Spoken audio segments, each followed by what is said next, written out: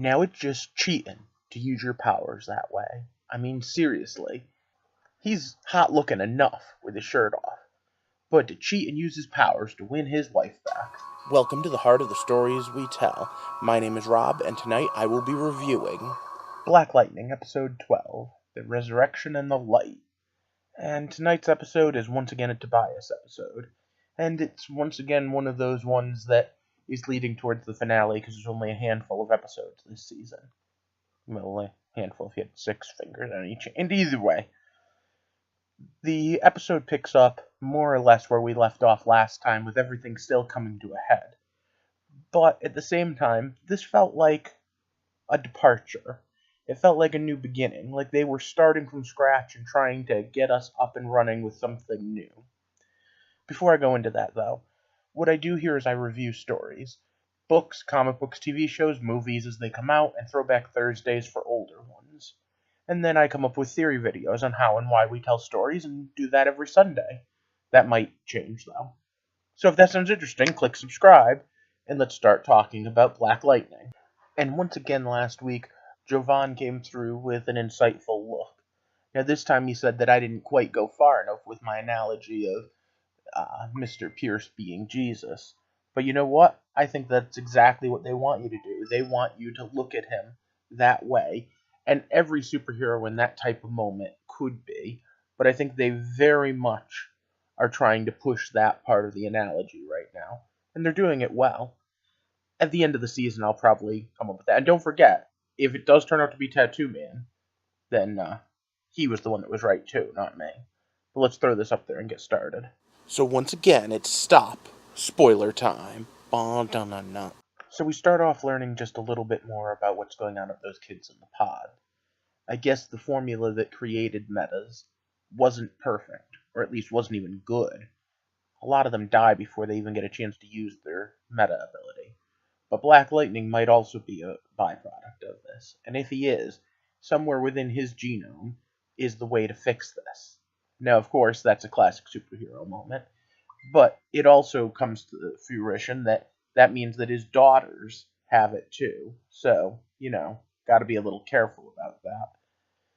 Like I said up top at the absolute beginning, then we get the beginning of a reconciliation between husband and wife, and he uses his power to send tiny little shockwaves. I mean, that brings whole new meanings to the phrase, I feel electricity when we touch.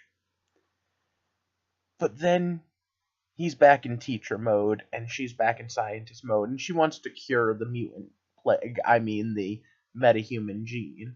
And he's all like, no, that's who our daughter is. You can't just take something away from someone. Do you think I'm sick? And remember, for a while, she did. Remember, it was a drug he was addicted to? But that's only part of the drama of tonight's episode. Because you see, Jen's boyfriend's back. Maybe you'll remember him as the guy that was crippled and in a wheelchair. Well, he's not anymore. And he's going through his own version of the hero's journey. The villain's journey? Alright, anyway. He's grown his hair out into dreads, and he says it's because the regeneration that they gave him made his hair grow. Now, I can only assume that that is some form of super healing. But either way, he's working for the people that want Black Lightning and want this cure. So I want you to think about that. Who else has that ability to be a metahuman without dying? Oh, right. Lightning. So this is now a problem. Thankfully, it's one she understands enough to think through with her survival instinct. So she doesn't just immediately blab, yeah, I've got superpowers. But then Khalil goes and showcases the beginning of exactly what he's capable of. Because he jumps off the roof, and he has the superhero landing. But either way, it's part of the whole conflictedness that is going on right now with Lightning. Does she want to be a superhero? No. Does she want to help people? Not really, but it's not like she wants to hurt them either. It's one of those hard things that happens in a story about superheroes when you're realistic. What happens to literally everybody else? The people who aren't assholes and want to be villains, the people who aren't self-sacrificing and want to be heroes. Meanwhile, we have a little problem with Lala. Not only is he going la-la, but he also has a problem with his underlings working not exactly up to par. Remember, he's the one that's running the drugs right now, and everyone thinks that Tobias is in charge. But either way, Black Lightning is on the job. But before we can have the conversation about Thunder flirting to get information, or they can have the conversation about how electricity spikes matter, we have a problem, and it's one that deals directly with Jefferson's secret identity, the school. And of course, everyone's figured out that Black Lightning is going to respond to a threat at the school. So, they create one, with everyone's favorite ex-cripple. That's right, Khalil attacks Jefferson High.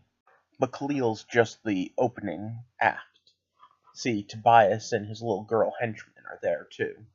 And at first they divide and conquer, and it's pretty interesting. Whale is wearing some sort of insulation suit, something that will block the lightning attacks, forcing Jeff to go fist to fist with him, which of course is when he's best, because he's got the super strength and the regeneration. Meanwhile, Thunder's off fighting his little female sidekick. What is her name? I don't remember. But either way, it finally comes down to good old Gamby calling Thunder and telling her to come help her dad, because he needs it, because Whale's kicking his ass. But remember how I said that Lightning wasn't quite ready to be a superhero yet? She starts playing with her powers for a second. And why?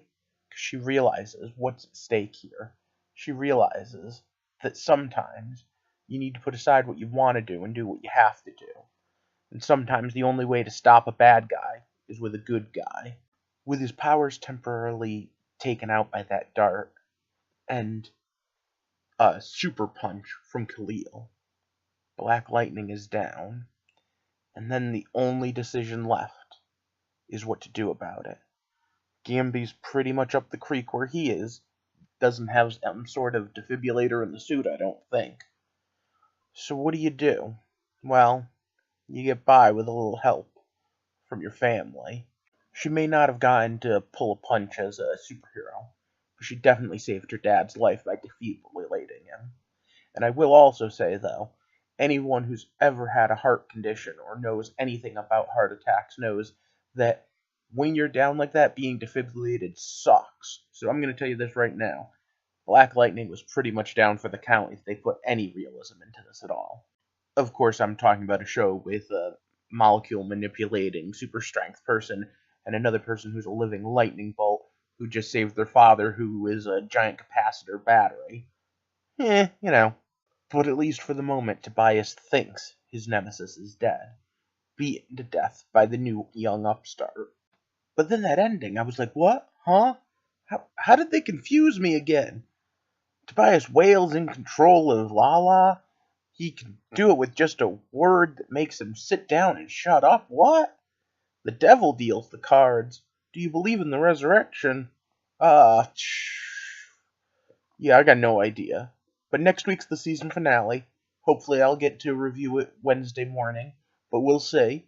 Either way, let me know what you've been thinking so far, and what would you like to see in Season 2 of Black Lightning. But before you do that, do me a favor and like and share this video, and of course, if you haven't already, click the subscribe button, because I'm growing my community here. I'm at 118 subscribers right now, and still going up and up.